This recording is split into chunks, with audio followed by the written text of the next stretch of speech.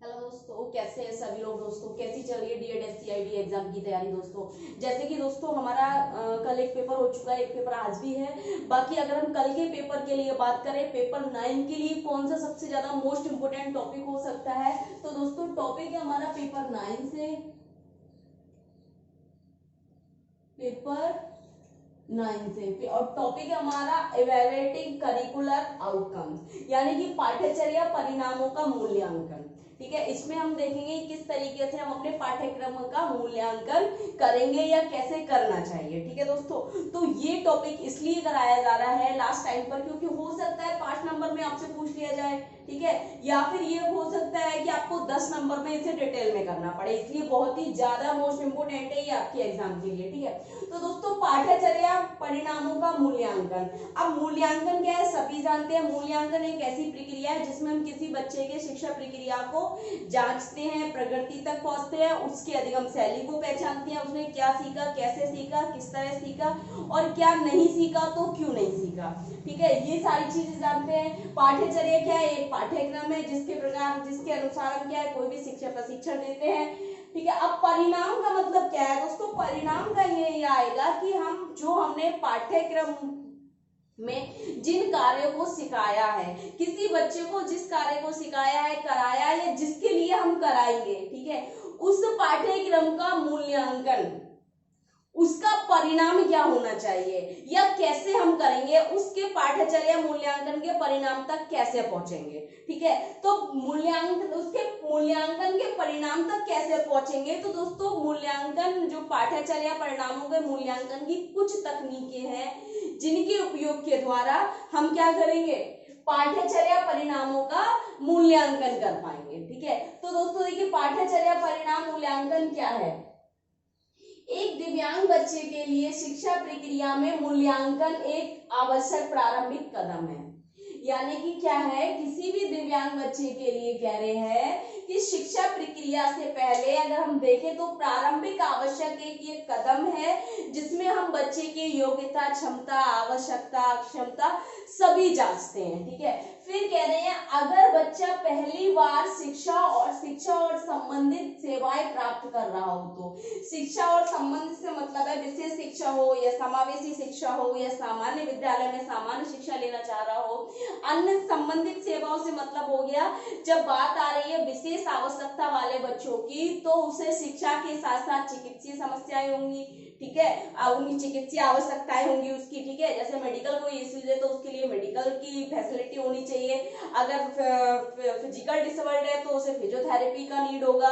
ठीक है, अगर स्पीच का प्रॉब्लम है तो स्पीच थेरेपी का नीड होगा। ठीक है, ऑटिस्टिक है तो स्टिमुलेशन थेरेपी का उसको नीड होगा, है ना। तो दोस्तों और उससे जो संबंधित सेवाएं हैं उनके लिए कह रहे हैं और शिक्षा के लिए कह रहे हैं, तो बच्चे का पूर्ण रूप से व्यक्तिगत प्रारंभिक मूल्यांकन यह देखने के लिए किया जाना चाहिए क्या बच्चा दिव्यांग है। इसलिए किया जाएगा कि जो आवश्यकताएं बच्चे की हैं उन आवश्यकताओं को जानने के लिए, जिसमें उसका स्तर हो गया, क्षमता हो गई, आवश्यकता हो गई, ठीक है ना, उन सबको जानने के लिए प्रारंभिक मूल्यांकन किया जाना चाहिए। और उसकी एक जो दिव्यांग इसलिए कहा है यहाँ पर, उसकी जो सबसे ज्यादा विशेष आवश्यकता है उस आवश्यकता को हमें देखना है। ठीक है, शिक्षा या प्रशिक्षण के लिए योग्य है, यानी कि वह बच्चा दिव्यांग है यानी कि सक्षम है या असक्षम है, और कह रहे हैं क्या शिक्षा या प्रशिक्षण के योग्य है या नहीं है। इस मूल्यांकन का संचालन करने से पहले सूचित माता पिता की सहमति प्राप्त की जानी चाहिए। यानी कि इस मूल्यांकन करने से पहले हमें माता पिता की सहमति लेनी होगी और उनको इसमें सहभागी के रूप में स्वीकार करना होगा। ठीक है, तो दोस्तों देखिए CWNS यानी कि चिल्ड्रन विद स्पेशल नीड के लिए सामान्य मूल्यांकन तकनीक है। अब हम बच्चों का मूल्यांकन जब करेंगे तो सामान्य तकनीकें बताई गई हैं। विशेष आवश्यकता वाले बच्चों की आवश्यकताओं को जानने के लिए सामान्य मूल्यांकन तकनीक कौन कौन सी है, किसके द्वारा हम उनका मूल्यांकन करेंगे। जैसे सबसे पहले कह रहे हैं बच्चों की व्यक्तिगत आवश्यकताओं के अनुसार उपकरणों का उपयोग करना, यानी कि बच्चों की आवश्यकताओं का मतलब हो गया वहां पर उपकरण आ जाएंगे, वे सहायक उपकरण आ जाएंगे, वे एड्स आ जाएंगे जिसके द्वारा हम बच्चे को क्या कर पाएंगे, इवेल्युएट कर पाएंगे। अगर हम एजुकेशन को लेके चलें तो जैसे अगर हम बात करें हेयरिंग इम्पेयर्ड बच्चों के लिए, ठीक है, उनके लिए हेयरिंग एड्स होंगे, ठीक है। और अगर हम बात करें साइन लैंग्वेज होंगे, कम्युनिकेशन बोर्ड का प्रयोग करेंगे हम, ठीक है, मैसेजेस का मैसेज करेंगे, यहाँ पर टैप रिकॉर्डर होगा, ऑडियो विजुअल एड्स होंगे, यहाँ पर कैलकुलेटर बोल रहे हैं, अबेकस बोल रहे हैं, ब्रेलर हो गए, ठीक है, संचार बोर्ड हो गया, pen pencil chart paper flash card आदि सभी चीजों से हम शैक्षणिक मूल्यांकन करेंगे, जिसमें ब्रेल भी हो जाएगा हमारे विजुअल इम्पेयर्ड वाले बच्चों के लिए। अगर मेंटल रिटार्डेड की बात करें, इंटेलेक्चुअल डिसेबल्ड के लिए तो फ्लैश कार्ड हो गए, मैगजीन्स हो गए, पेपर चार्ट पेपर, इन सभी चीजों का हम यूज करेंगे। तो उन सभी की सहायता से या सहायक उपकरणों से हम उनका मूल्यांकन करेंगे, ठीक है ना। उसके बाद दूसरा कह रहे हैं प्रौद्योगिकी का उपयोग, जैसे कि कंप्यूटर का उपयोग करेंगे, टैप रिकॉर्डर का उपयोग करेंगे, बच्चों के अनुसार अत्यधिक समय, यानी कि जैसे कि सभी जानते हैं कि हमारे विशेष आवश्यकता वाले बच्चों को समझने के लिए, समझाने के लिए, करने के लिए या करवाने के लिए। अब करने का मतलब हो गया किसी कार्य अगर कोई बच्चा कर रहा है तो उसके लिए समय लगेगा, हम उससे किसी कार्य को करवाएंगे तो उसके लिए भी उन्हें अत्यधिक समय होगा, समय दिया जाना चाहिए या दिया लगेगा। तो दोस्तों विशेष आवश्यकता वाले बच्चों के साथ चाहे हम आकलन करें, मूल्यांकन करें, परीक्षण करें, ठीक है, किसी भी प्रकार का कोई भी कार्य करते हैं तो उसके लिए उन्हें अत्यधिक समय की छूट मिलनी चाहिए या अत्यधिक समय की उपलब्धता होनी चाहिए। फिर कह रहे हैं परीक्षण पाठ्यक्रम में लचीलापन, यानी कि परीक्षण में या पाठ्यक्रम में क्या होना चाहिए, लचीलापन होना चाहिए, फ्लेक्सिबिलिटी होना चाहिए, बच्चों के स्तर के अनुसार विस्तृत होना चाहिए, आयु के अनुसार होना चाहिए, ठीक है, बाधा रहित वातावरण होना चाहिए, ठीक है। परीक्षण में अगर हम बात कर रहे हैं, किसी भी प्रकार की कोई परीक्षा चल रही है तो बच्चों के लिए लिखित परीक्षाओं की जगह मौखिक परीक्षाएं होना चाहिए, निबंधीय प्रश्नों की जगह कैसे वस्तुनिष्ठ प्रश्न होने चाहिए, ठीक है, और बहुत सारी रियायत उनको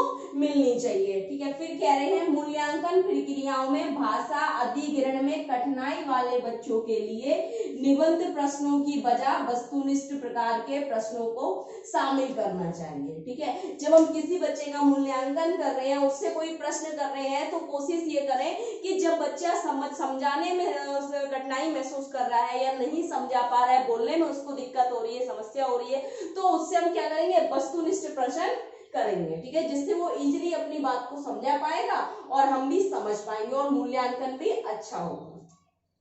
फिर कह रहे हैं बच्चों की संस्कृति, भाषा, वाक क्षमता में सरल संप्रेक्षण करना, यानी कि बच्चों की संस्कृति के अनुसार जिस संस्कृति से बच्चा आया है उसकी भाषा को स्वीकारेंगे, उसको समझने की कोशिश करेंगे। ये नहीं कहेंगे अपनी भाषा का प्रयोग मत करो, उसका उपयोग मत करो, हमारी बोली जाने वाली भाषा बोलो। तो दोस्तों उसकी जो संस्कृति है, उसकी जो भाषा है, ठीक है, मातृभाषा है, उसको स्वीकार करेंगे। वाक क्षमता में सरल संप्रेक्षण करना, यानी कि आप उसको क्या अपनी स्पीच को क्या रखेंगे, हम थोड़ा स्लो रखेंगे, मध्यम रखेंगे, पोलाइटली रहेंगे उनके साथ। और सरल संप्रेक्षण का मतलब हो गया हमारे जो वाक्य होंगे, निर्देश होंगे, वे सरल संप्रेक्षण रूप से होंगे, ठीक है, ताकि उनको अच्छे से समझ आ सके, ठीक है। फिर कह रहे हैं संचार बोर्ड सांकेतिक भाषा का उपयोग करना। संचार बोर्ड यानी कि कम्युनिकेशन बोर्ड, जब कोई बच्चा नॉन वर्बल है तो उसको समझने के लिए और समझाने के लिए हम संचार बोर्ड का उपयोग कर सकते हैं और सांकेतिक भाषा का उपयोग करेंगे हेयरिंग इम्पेयर्ड वाले बच्चों के साथ। फिर कह रहे हैं ब्रेल और प्रिंट साइज को छात्रों की जरूरतों के हिसाब से बड़ा किया जाएगा, यानी कि ब्रेल और प्रिंट साइज। ब्रेल का यहाँ पर विजुअल इम्पेयर्ड की बात करें, जहां अगर हमारे पास विजुअल इम्पेयर्ड बच्चे हैं तो उन बच्चों के लिए ब्रेल का उपयोग, ब्रेल की उपलब्धता होगी, उसका सहयोग लेंगे, हम उसका उपयोग करेंगे, ताकि बच्चा क्या है हमें अगर लिखित रूप से देना चाहता है या समझाना चाहता है तो वो ब्रेल का यूज कर सके, ठीक है। अगर लो विजन की बात करें, ठीक है, अल्प दृष्टि बाधित है तो प्रिंट साइज क्या हो, बच्चों की छात्रों के अनुसार होगा कि किस साइज पर वे अच्छे से स्पष्ट रूप से उस चीज को देख पा रहे हैं या पहचान पा रहे हैं, ठीक है, उसके हिसाब से बड़ा किया जाएगा। आवश्यक फर्नीचर, कुर्सी, टेबल बच्चों के अनुसार उपयुक्त होना चाहिए, यानी कि आवश्यक फर्नीचर का मतलब हो गया वहां पर क्या जितनी भी हमारी चाहे वो टेबल हो, स्टडी टेबल हो, चेयर हो गई, गेम का हो गया, गेम वाली टेबल हो गई, या हम बात करें स्टैंडिंग फोल्डिंग चेयर हो गई, स्टैंडिंग फ्रेम हो गया, बच्चों के स्तर के अनुसार होगा और उनकी क्षमता के अनुसार होगा, उनकी दिव्यांगता के अनुसार होगा, है ना। उसके बाद कह रहे हैं दिव्यांग छात्रों जो भाषा अधिग्रहण समस्या है, यानी कि जिन बच्चों को भाषा अधिग्रहण का मतलब हो गया ग्रहण करने में या बोलने में ऐसी समस्याएं हैं, वहां पर 3 भाषा सूत्र की छूट दी जा सकती है, यानी कि उनको कोई भी 3 विकल्प दिए जा सकते हैं, हिंदी, इंग्लिश या सांकेतिक या अन्य कोई, ठीक है।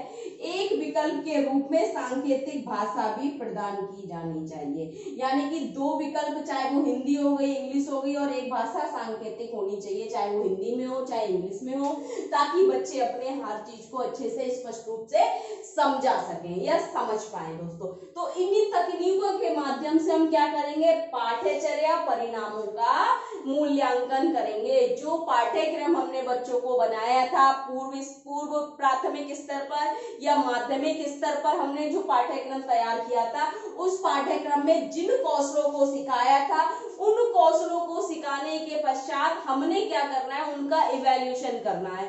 तो पाठ्यचर्या परिणामों का मूल्यांकन करना है कि हमने जो करिकुलम बनाया था उन करिकुलमों का क्या परिणाम निकला, तो उसका मूल्यांकन हमने करा। किन तकनीकों के माध्यम से, इन तकनीकों के माध्यम से हम उन बच्चों के पाठ्यचर्या परिणामों का मूल्यांकन कर पाएंगे। तो टॉपिक में बस इतना ही देना है। अगर 5 नंबर में आ जाए तो इसको कर देना, अगर 10 नंबर में आएगा तो हर एक चीज को आप वेरीफाई करेंगे। इसका मतलब थोड़ा डिटेल में उनको कम से कम एक पॉइंट को आप 20 या 30 शब्दों में लिखेंगे, अगर 10 नंबर में आता है तो। और स्पेसिफिक वो पूछेगा पूर्व व्यावसायिक स्तर पर पाठ्यचर्या परिणामों का मूल्यांकन या माध्यमिक स्तर पर पाठ्यचर्या परिणामों का मूल्यांकन। पूर्व प्राथमिक पे नहीं दिया है, पूर्व व्यावसायिक पे पूछेगा, प्री वोकेशनल लेवल पर पूछेगा या सेकेंडरी लेवल पर पूछेगा वो, ठीक है। तो दोस्तों 2 में पूछ सकता है, तो मुझे लग रहा था ये टॉपिक आपका एग्जाम के लिए मोस्ट इंपोर्टेंट रहेगा। आज का तो जो था पेपर 8 का आपका हो गया होगा, बाकी कल का जो पेपर 9 जो है करिकुलर स्ट्रेटजीज, तो मुझे ऐसा लग रहा था कि कहीं ना कहीं बहुत ज्यादा मोस्ट इंपोर्टेंट ये टॉपिक है, इसलिए करा दिया गया। बाकी कुछ समझ नहीं आ रहा है, कुछ गलत लग रहा है, कुछ पूछना है तो कमेंट बॉक्स में जाके कमेंट करें। ज्यादा से ज्यादा वीडियो लाइक करें, चैनल को सब्सक्राइब करें, बेल आइकन को प्रेस कर दें, और कल के एग्जाम के लिए ऑल द बेस्ट।